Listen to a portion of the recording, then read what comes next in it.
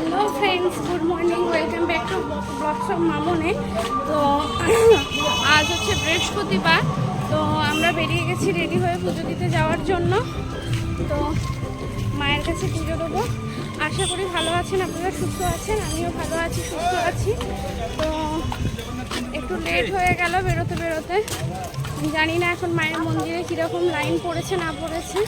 তো চলুন তাড়াতাড়ি যাই, গিয়ে আগে লাইনটা দিই, মায়ের প্রসাদটা কিনি, তারপরে সবটা আপনাদের সাথে শেয়ার করছি, দেখতে থাকুন।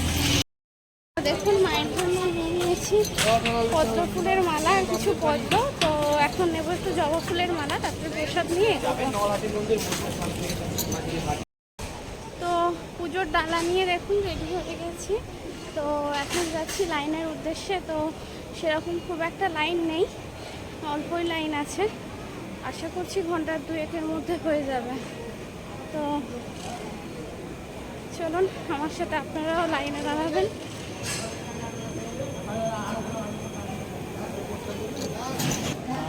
তো দাঁড়িয়ে পড়েছি লাইনে, লাইন খুব একটা নেই। আশা করছি ঘন্টা দেড়েকের মধ্যে পুজো দিয়ে দিতে পারবো। তো অনেকক্ষণ ধরেই লাইনে দাঁড়িয়ে আছি আর অনেকটাই কাছাকাছি চলে এসেছি। তো মানে এখন মনটা ছটফট করছে যে কতক্ষণ আর কি মায়ের দরজার সামনে যাব আর মায়ের মুখটা দর্শন করব। কি জানেন তো, মানে তারাপীঠে মানে দেখুন লাইনে আমরা অনেকটাই এগিয়ে আসলে মায়ের কাছে মানে যতক্ষণ না মায়ের দর্শনটা পাওয়া যায় মনটা ছটফট করে। আর আমরা অনেকক্ষণ ধরে দাঁড়িয়ে আছি। তো যেহেতু মানে দেখছিলাম এখানে তো অনেক রকমের লাইন হয়, তো ভিআইপি লাইন অনেকটাই লাইনে এগিয়ে এসেছি। আর কিছুক্ষণ পর মায়ের দর্শন পেয়ে যাব, চেষ্টা করবো আপনাদের সাথে শেয়ার করার। কষ্ট করে গেলে তো পুজোটা মায়ের অনেক ভালো লাগে। আর মায়ের দর্শন পাওয়া যায়। অনেকক্ষণ ধরে কিছু সমস্যা হচ্ছিল না। তো ছেলেটা খুব ডিস্টার্ব করছিল, মানে ওটা বিরক্ত হয়ে যাচ্ছিল, ছোট। তো মাঝে মাঝে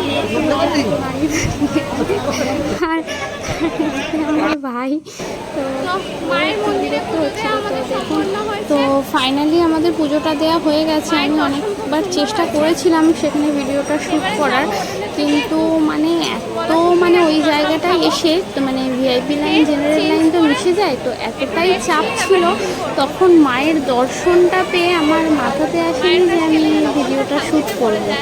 তো মায়ের দর্শনটা মানে ভালো করে পড়ে মায়ের কাছে দাঁড়িয়ে পুষ্পাঞ্জলি দিয়ে মায়ের গলায় মালাটা পরিয়ে তারপরে আমরা মন্দির থেকে বের হয়ে তারপরে বেরিয়ে পড়েছি। তো এবার ছেলেটা খুব বিরক্ত করছিল, মানে যেহেতু সকাল থেকে প্রায় বেজে গিয়েছিল আমাদের 10টা সাড়ে 10টা 11টার কাছাকাছি হয়ে গিয়েছিল। তো ওরা কি খিদে পেয়ে গিয়েছিল। তো আমরা এবারে আস্তে আস্তে হোটেলের দিকে চলে যাব, গিয়ে তারপরে যেহেতু আমাদের আবার ট্রেন আছে গণদেবতা এক্সপ্রেস 4:40-এ, তো ট্রেনটাও ধরার ব্যাপার আছে। আর এইখানে জানেন তো যখন মন্দির থেকে বেরোচ্ছিলাম, মানে এখানে তো জানেন অনেক দুস্থ মানুষরা মানে ভিখারিরা থাকেন, তো সবাইকেই চেষ্টা করেছি কিছু কিছু দিয়ে সাহায্য করার।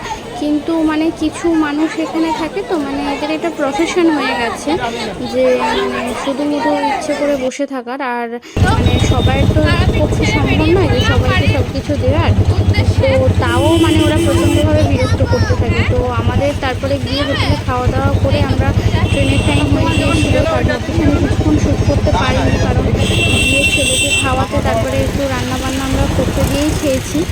তো সেসবের মধ্যে আর ভিডিওটা শ্যুট করা হয়নি। তো আমরা একটা অটো নিয়ে আর বেরিয়ে গেছি স্টেশনের উদ্দেশ্যে, যেহেতু আমাদের ট্রেনের টাইম ছিল 4:40-এ। তো আমরা একটু তাড়াতাড়ি বেরিয়ে গিয়ে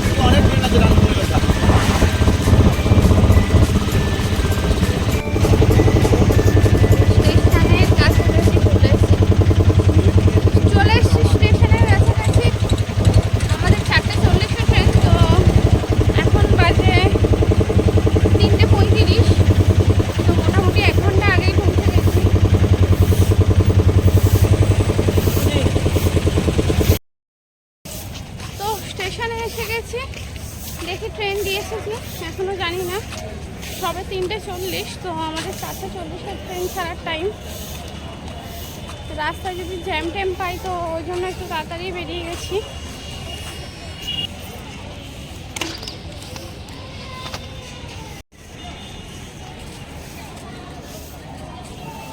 এই হচ্ছে পুরো রামপুরহাট স্টেশন।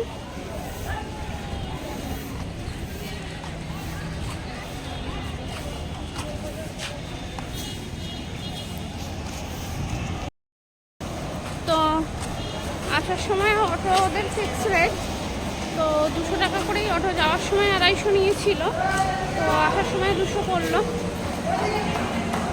একটু বার্গেনিং করে নিতে হবে। আমাদের শহীদ এক্সপ্রেস আছে 4:40-এ। ট্রেন দিয়ে দিয়েছে? হ্যাঁ,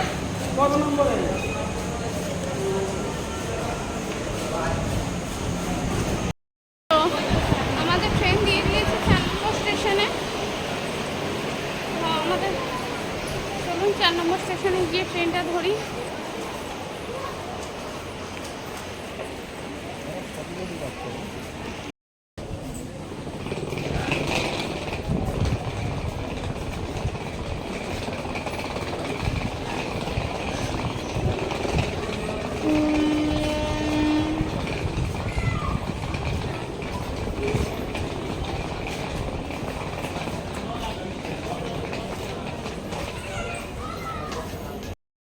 তো এই যে আমাদের ট্রেন শহীদ এক্সপ্রেস।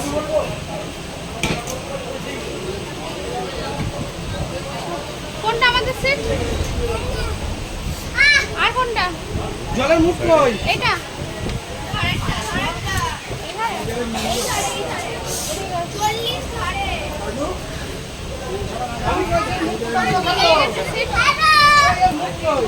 এখন ওয়েট করতে হবে 4:40 পর্যন্ত, তারপর ট্রেন ছাড়বে। 4:40 হচ্ছে ট্রেন ছাড়ার টাইম। তো আসার সময় মনে হচ্ছিল কতক্ষণে আমরা গিয়ে মা তারার কাছে পৌঁছবো, আর এখন মনে হচ্ছে কতক্ষণে গিয়ে বাড়িতে পৌঁছবো। তো মায়ের দর্শন খুব সুন্দর হয়েছে। চলুন ট্রেনটা চালু হোক। তো ফাইনালি রামপুরহাট ছাড়লো। 4:40-এ পুরো ট্রেনটা ছেড়েছে, এখন মোটামুটি টাইমেই চলছে। তো দেখা যাক, সবাই জার্নিটা শুরু। তো কতক্ষণে বাড়িতে পৌঁছায় পুরো আপডেটই আপনাদের সাথে শেয়ার করব।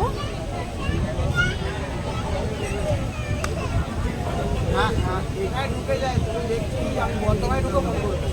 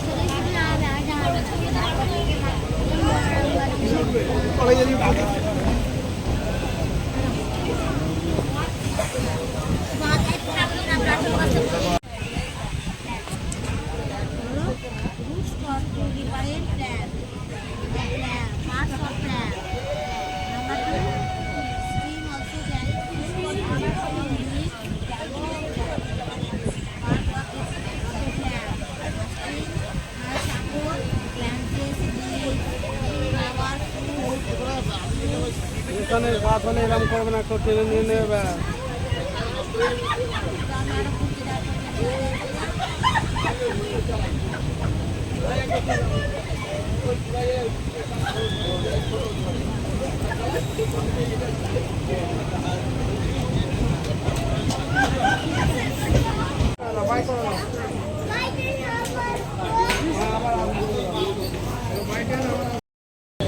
তো আমরা নেমে গেছি কামারকুণ্ডুতে, কারণ এতে গেলে হাওড়াতে গেলে অনেকটা টাইম লেগে যেত আস্তে আস্তে। তো কামারকুণ্ডুতেই নেমে গেছি। কামারকুণ্ডু থেকে হয়ে ডানকুনি চলে যাব। আর ডানকুনি একই ডিস্টেন্স বাড়ি পৌঁছতে। তো কামারকুণ্ডু থেকে যে কোনো লোকাল ট্রেন ধরবো, ধরে চলে যাব ডানকুনি। চলুন।